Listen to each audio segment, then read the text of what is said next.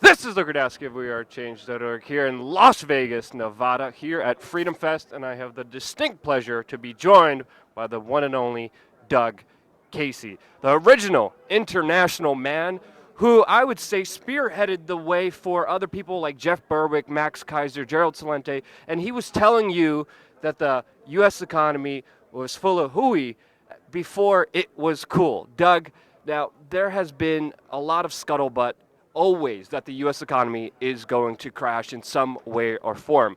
The latest scuttlebutt that I'm hearing is that September of this year or January of next year, something is definitely going to happen. What do you think? What are your predictions? What is your analysis on the state of the U.S. economy, and if it's going to be the U.S., China, or Europe? What do you think is going to happen economically? Well, as you're well aware, when you make a prediction, you shouldn't predict both an event and a date. I think that, look, you look at this from a civilizational point of view, if you would. The U.S. has been going seriously downhill since its absolute peak after World War II. Probably it hit its peak in the 50s when something on the order of, all of the skyscrapers in the world, like 80% of all the aircraft manufacturing, 80% of all the auto manufacturing, everything was done in the U.S., 75% of the world's stock market value. And now, in terms of just average income in the U.S., this country is number 11. It's shocking. So the inevitable is now becoming the imminent. I attribute it partially to the second law of thermodynamics, which basically says that all systems wind down. It's entropy. All things become corrupt as they age. And this, of course, has happened to America, which no longer exists, incidentally. It's now just another nation state called the United States. So, to answer your question, where are we now? We entered the storm in 2007 and went through the leading edge of this giant financial hurricane in 2008 and 2009. We've been in the eye of the storm for a few years. Now we're going out the trailing edge. And it's going to be much worse, much different, and much longer lasting than 2008 and 2009. In fact, I think we're on the cusp of a revolution. It could be much uglier than what happened in the late 60s and early 70s. In the United States in 2007, a lot of people saw the housing market crash coming. But it was never fixed. It was only paved over with more bad debt. And many people are saying that it's going to be different markets that are going to be exposed. Do you think it's going to be the United States that gets hit first, or do you think the European market with Brexit happening, or do you think the Chinese market with all the bonds that they have as well? Which one do you think is the weakest out of all those three major markets? Yes. Who's the best looking horse going to the glue factory?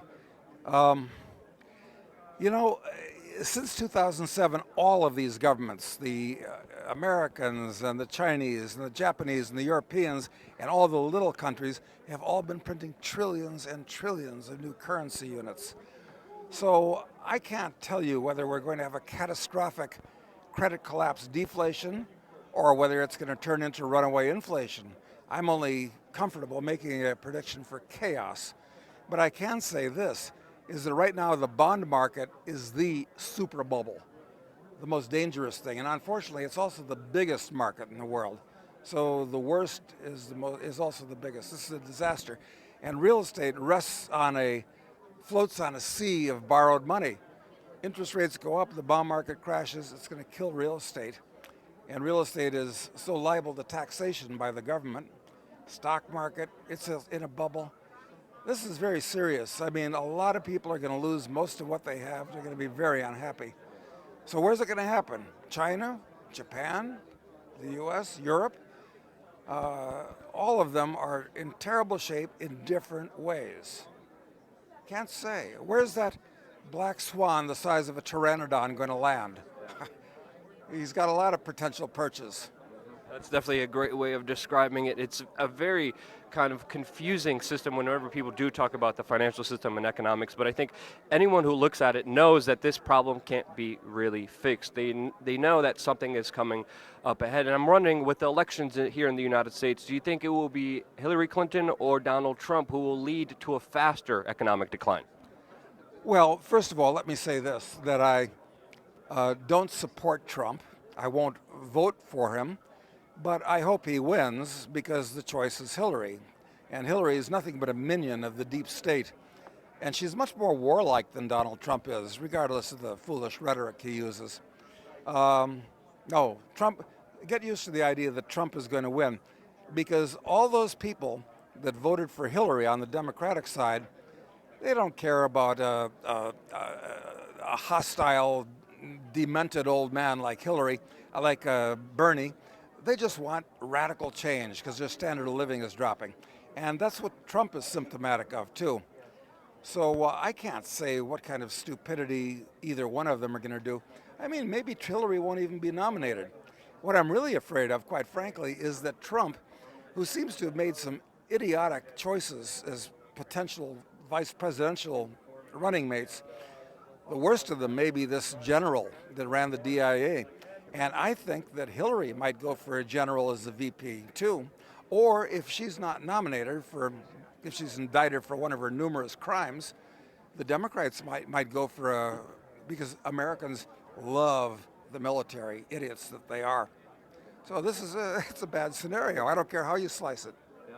It's going to happen regardless, and a lot of people, they see the solution as expatriating, going away from the United States, moving away from the financial system. You traveled the world. You've seen a lot of countries in your existence, and I was wondering, which one sticks out to you most? Which one impressed you the most? Which one do you like the most? Well, I've lived in 10 different countries. I've visited 150, most of them many times, actually. I'm currently spending a lot of time, most of my time, in Argentina and Uruguay.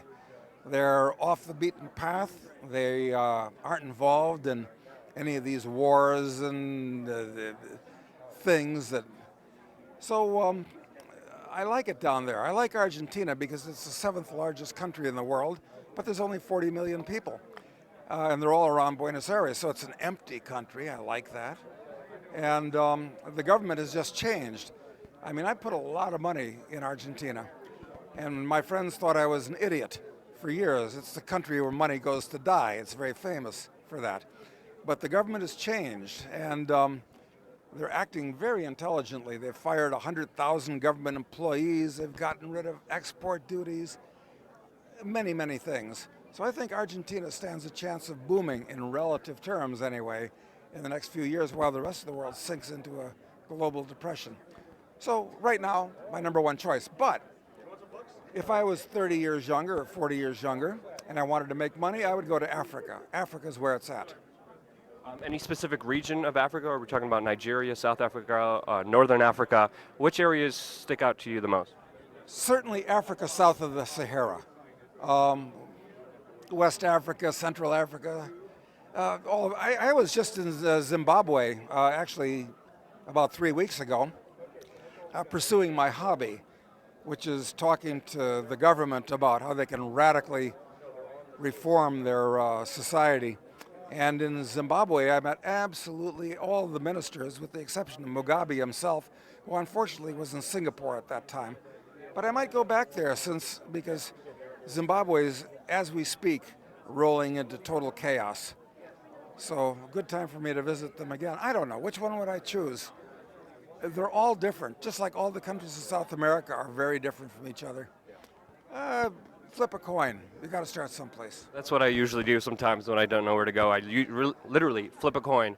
Yeah, it's like Yogi Berra said, you come to a fork in the road, take it. Yep. And a lot of times those decisions have been serendipitous and very magical. And seriously, I flip a coin sometimes and decide where I'm going to go. Zimbabwe and Argentina are going to be on the list, so stay tuned on this YouTube channel for more reports from those countries. Thanks for the great advice. You also have a book. I do. Yeah. And, of course, I brought a copy along. This is why you go on television to promote a book. Yeah. Anyway, this is my 6th or 7th book, but my first novel. It's the first novel of a sextet, reforming 6 unjustly besmirched occupations. This is Speculator, and it explains the theory of speculation and economics and the mining business, all these things and more. But really, it's about a revolution in Africa. So we've got mercenaries and child soldiers and all that kind of stuff. It's a very good read. And next year we'll have Drug Lord, where I explain the drug business as our hero advances to that.